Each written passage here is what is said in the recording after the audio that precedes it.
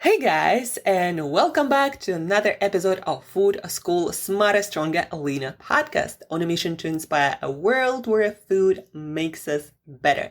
Guys, today is Monday. Happy Monday, everyone.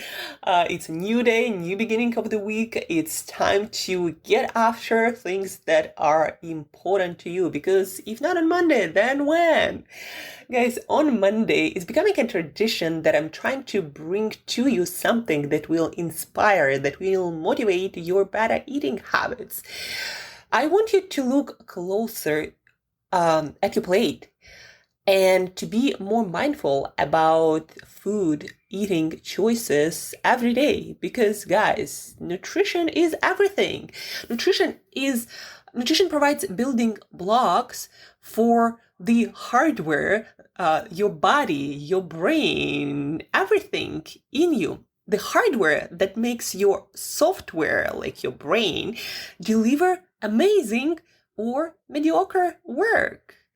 If you want to do your best, if you are a creator, any sorts of self-employed professional, or inspired to become one, if you're an online business owner, online entrepreneur, any sorts of creator, then your brain is your major instrument to deliver work that matters, deliver work that stands out, that changes lives. And that brain, the software, it's not going to work well unless your hardware is on point. And that's what nutrition does. It builds hardware that supports your software that delivers amazing work.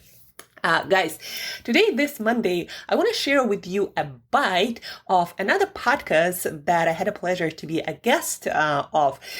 A podcast that I made with a couple of awesome transhumanists, Rusty and David. And on this podcast, we discussed a lot of things, nutrition that goes beyond, how to improve the way your body and mind work today, and when technology allows many years, maybe centuries, and even thousands of years into the future. We talk about, supplements, foods, different lifestyle choices that you can make today to feel awesome, to have amazing health and fitness, and hopefully to be that way for many years into the future. Guys, today on this podcast, you're going to hear just a little bite of why I'm so passionate about nutrition and why everyone should be familiar with what's on their plate, what my main nutrition strategy and philosophy when I work with other people, when I help other people. And if you like what I hear, I highly recommend you to head to Humanity Unshackled podcast. The link to this podcast you're gonna find in the show notes, and listen to the rest of the episode because it was awesome. So stay tuned, listen to Humanity Unshackled podcast today, and use nutrition to make your most awesome work shine through. Nutrition, again, it's all about hardware that makes your software deliver the work that changes lives, changes the world, and leaves a legacy worth talking about. So without further ado, please enjoy.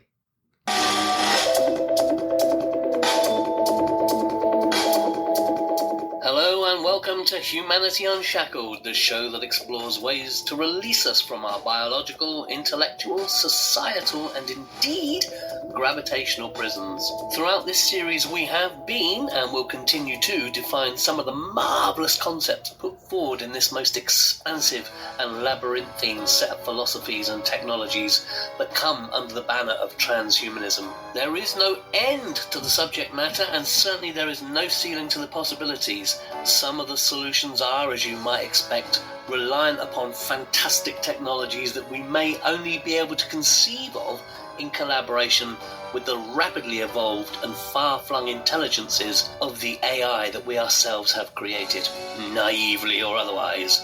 Some strategies, however, are already here, or at least nearly here, or actually aren't particularly high-tech at all.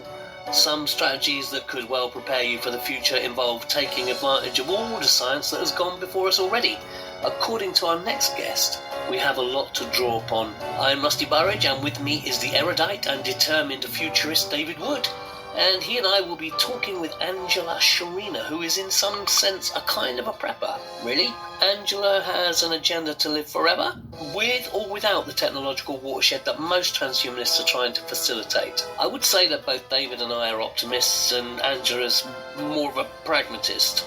And given the uncertainty we all face in the coming decades, she has more of a kind of a DIY take on longevity that she believes will buy each individual more time if the transhumanist technological dawn is not as near as we would predict or hope. The first voice you will hear will be Angela's, explaining just why nutrition is your go-to for DIY longevity in ways that go beyond the obvious or so-called common sense. Grab your coffee, enjoy.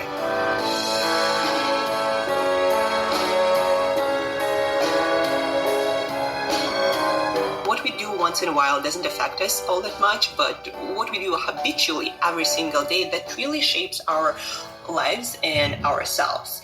And nutrition especially is very powerful in that sense, because everything we are, like literally from starting from our cells, we are made from what we put on our plate.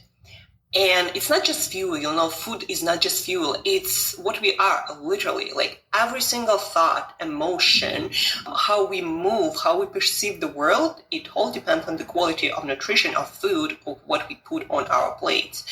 And just like anything else, nutrition is a habit.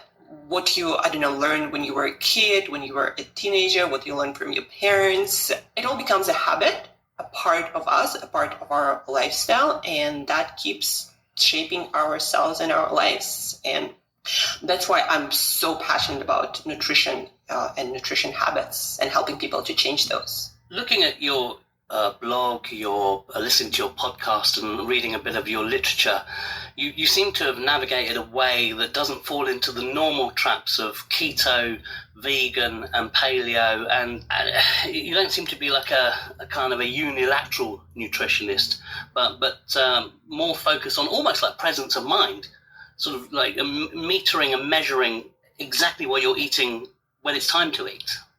I cannot, say how many times when, somebody approaches me and learns what I do, people start asking me, are you keto or vegan, or, what's your theory?